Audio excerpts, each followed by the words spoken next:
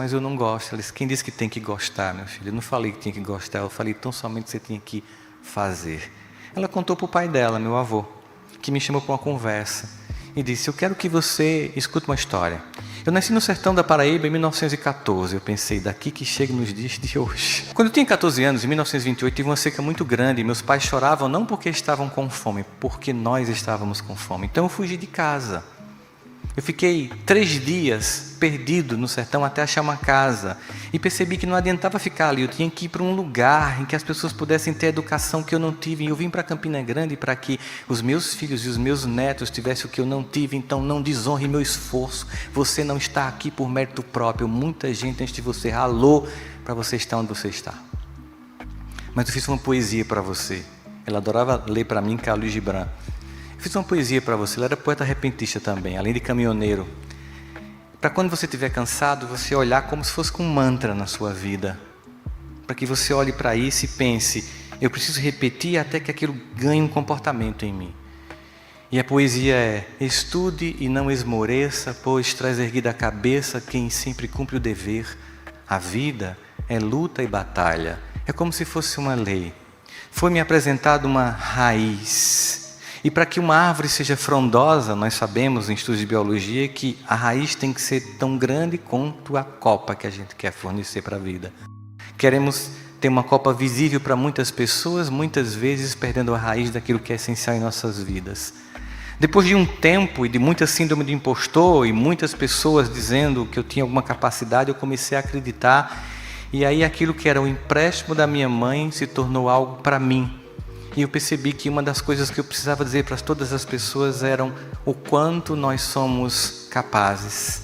O quanto é lamentável a multidão de seres humanos que todos os dias olham para si como sendo incapazes, sendo filhos de Deus, tendo uma essência divina que não consegue enxergar em si, mas enxerga nos outros. E somente quando a gente consegue se conectar, quando a gente consegue voltar, adentrar nesse templo interno que muitas vezes abandonamos, é que a gente consegue, que é a reverência do sagrado em nós, olhando todos os demais como sagrados, inclusive os parentes do grupo de WhatsApp. Nesse movimento que a gente vive é a construção dessa potência da alma. De vez em quando algumas pessoas me encontram na rua e dizem coisas, e eu acho interessante quando algumas pessoas dizem assim, Deus tem um projeto na sua vida. E eu acredito nisso. Mas o que minha vida mostrou foi que Deus tem um projeto na vida de todos nós. Ele tem um projeto na vida dos 8 bilhões quase seres humanos que estão aqui. E a grande questão é sempre essa. Não acontece o que a gente deseja porque o projeto de Deus não coincide com a consciência que nós temos de nós mesmos. Só quando a gente se enxerga na condição de sermos quem somos e conectamos o nosso projeto com esse sagrado, é que tudo flui. Tudo mais é estranhamento, é sensação de não pertencimento, é angústia, é uma sociedade exteriorizada, a próxima série, a próxima viagem, o próximo episódio, e nunca voltando-se para si.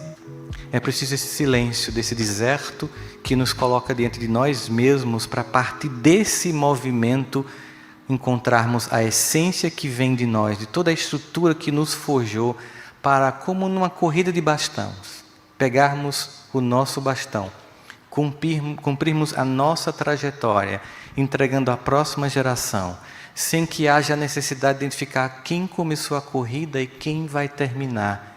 E nesse lugar não tem espaço para um ego infantil que quer ser lugar, mas que quer ser visível para todos. Uma vez eu estava fazendo um dos programas de Fátima e o padre Marcelo Rossi chegou para mim e disse, eu estou muito preocupado com você, tenha cuidado, está sendo muito rápido, isso é um mundo perigoso, de visibilidade, e é muito complicado, já tive problemas de depressão. Eu disse, padre, muito obrigado pelo seu conselho, mas eu tenho uma pessoa que me ajuda muito.